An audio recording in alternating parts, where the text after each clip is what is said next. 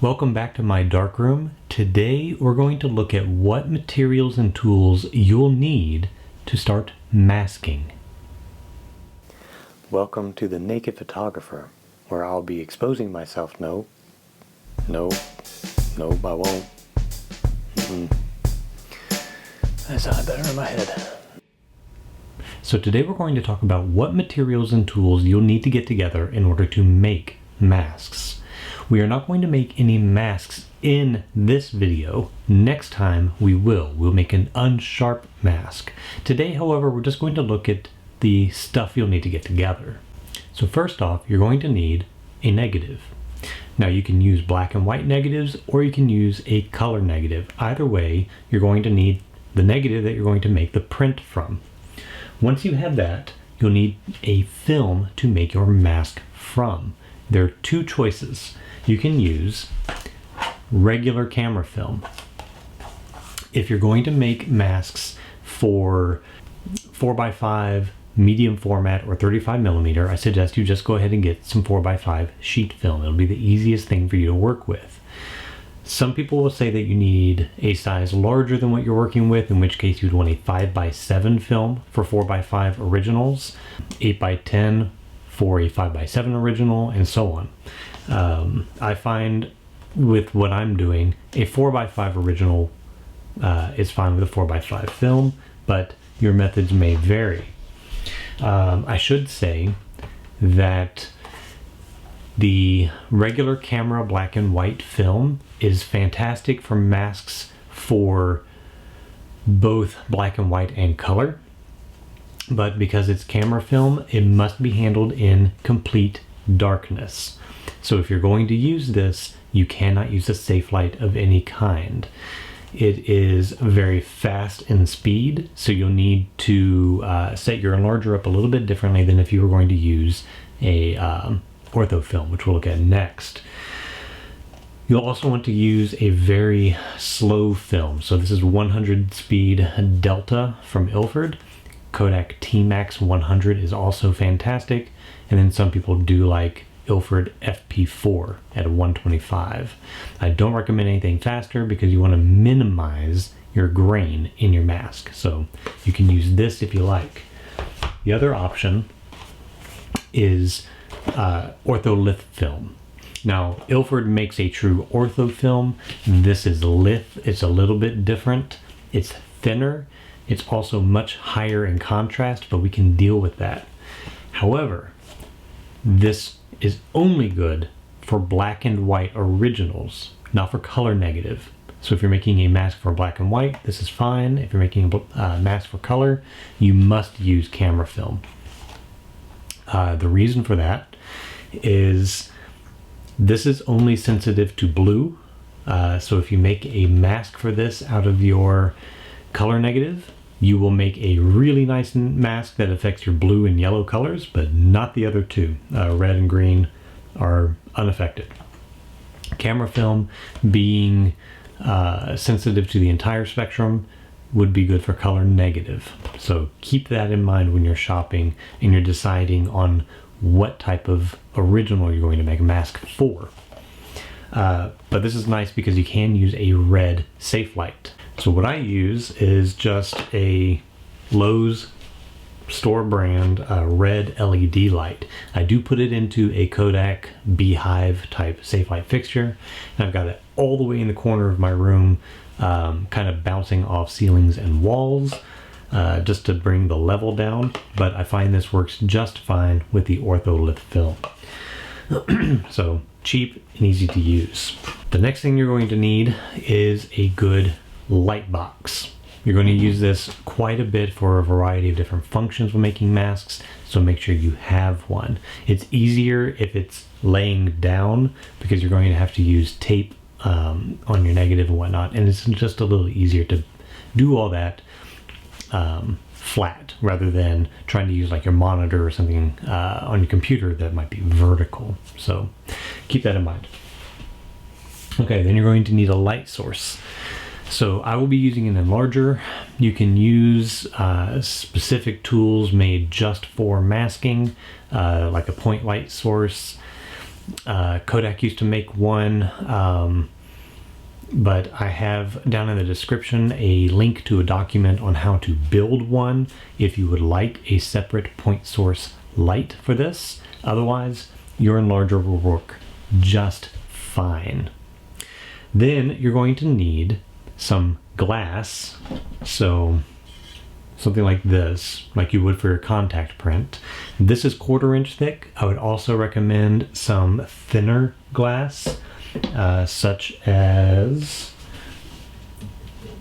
just regular, if I can get it off here, just regular picture frame glass, not very thick.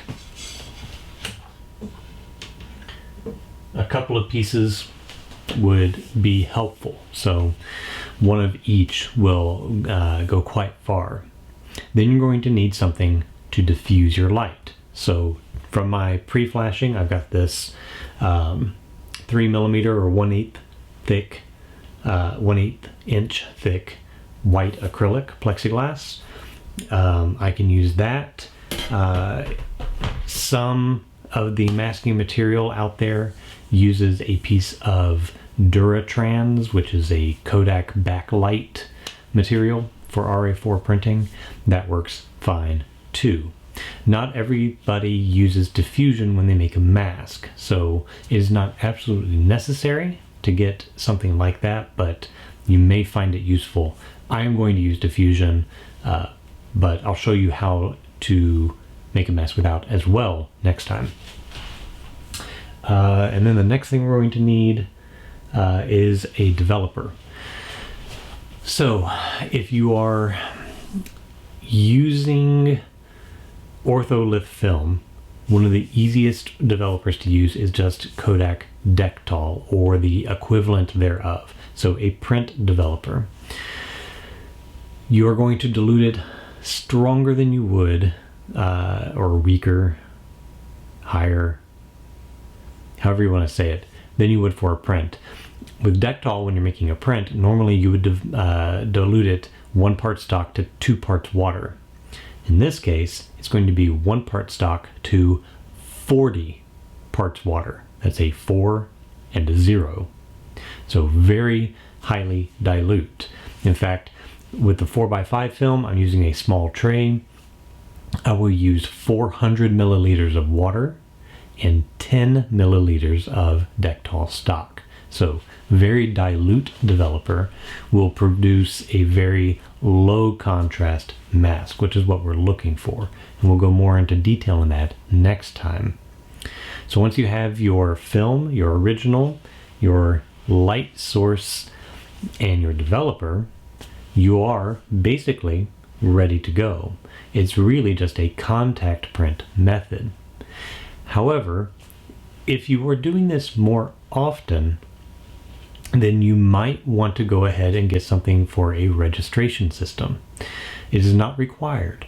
If you're making masks only once every few months, don't bother. Light box, some tape, and a little bit of patience, and you will be perfectly fine.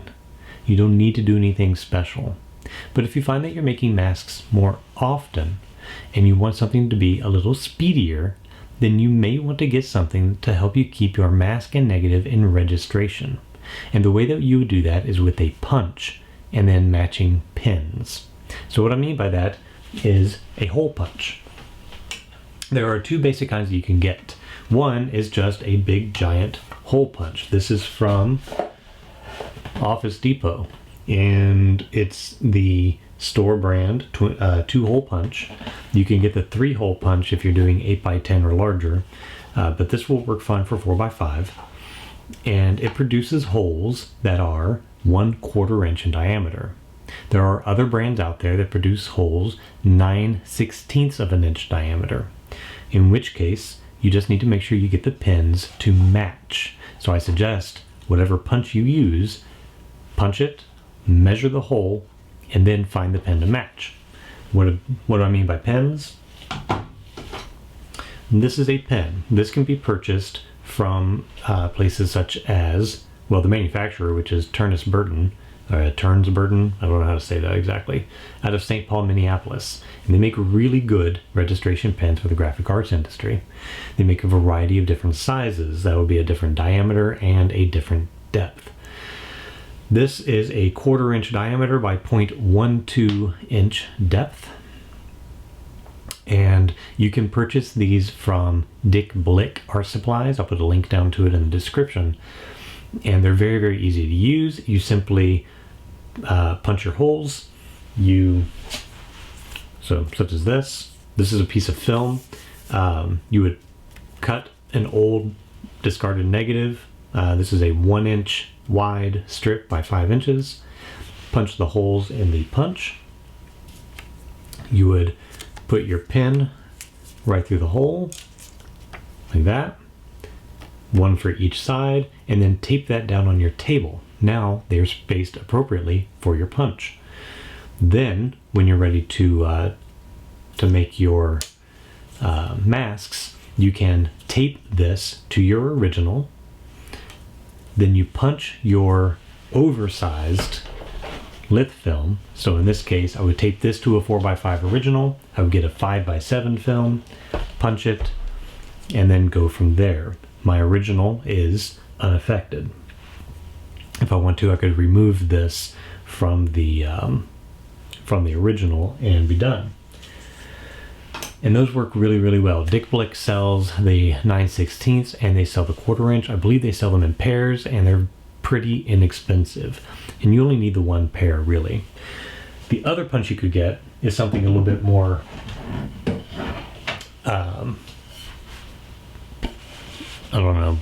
specific to masking. This is a Condent film punch, and it is meant for film 4x5, 5x7, and 8x10. And it'll tell you here what you're doing, and you put the film in, punch it, and move on. The difference between the first punch and the second is this one produces tiny, tiny little holes right on the edge of your film. So this is meant to punch the film itself, the negative, the original from your camera. And you may not want to do that. If you do, however, then you need tiny, tiny, tiny little pens. And these are usually available online from Amazon and other places that deal with circuit boards and creating things in that arena. This is a 1/16 inch diameter pen, so much, much smaller, and it is going to put a hole in your original. Not everybody wants to do that. It's up to you. That's the way that I started before I saw that there was a larger punch, so I'm already committed. You don't have to be. You can just get the large punch, tape your strip, make sure you get the next size up in film. Since I have the smaller one, I'm punching the edge, I use the same size for both. As far as a registered negative carrier goes, we will go over how to make one another time, not right now, but that is completely unnecessary for making most masks. There are some where you may need to make the mask, print it, remove the negative carrier from your enlarger, remove the mask, put a new mask on, and then put the carrier right back into the enlarger in the exact same spot for a second exposure of your print. In that case, a registered carrier is very useful. Mine came with one, yours probably did not, but we'll go over how to make a simple one in a future video, because the masks we are going to make next time, a simple unsharp mask, we're not going to bother with registered carriers. I am going to use a pin registered system for making the mask, but you do not need to do that, so don't feel like you have to rush out and find a punch. But like I said, if you are making masks a lot, then a simple registration system such as this here will just make that faster for you. So you'll have to decide if that's what you want to do. Other than that, you really don't need anything other than your typical printing stuff, trays, tongs, all that sort of thing. So, original, negative, some kind of masking film, either a very slow camera film or a ortho litho film. I purchased mine ultra fine from Photo Warehouse. I find them to be very affordable and easy to use. Dectal or some other simple print developer, you're going to dilute it quite a bit. You can use film developer, but you're going to dilute it a lot stronger. And then the light source, and we'll go over how to set up your light source when we make the actual mask. Then you're going to need a light box, because once you have the mask, you need to put them together, and then you're going to tape them together. So clear Scotch tape will work just fine. And then that's it. Once they're together and they're taped, you're going to make your print. So next time we will look at the specifics of making an unsharp mask from start to finish. So we will compare a print without the mask, a print with the mask, and if we can, maybe a couple of prints from masks that aren't made correctly. We'll look at the 3 variables for our mask then. So until next time, thank you for watching. Please like, comment, and subscribe. And next time we will make that mask. So we'll see you then.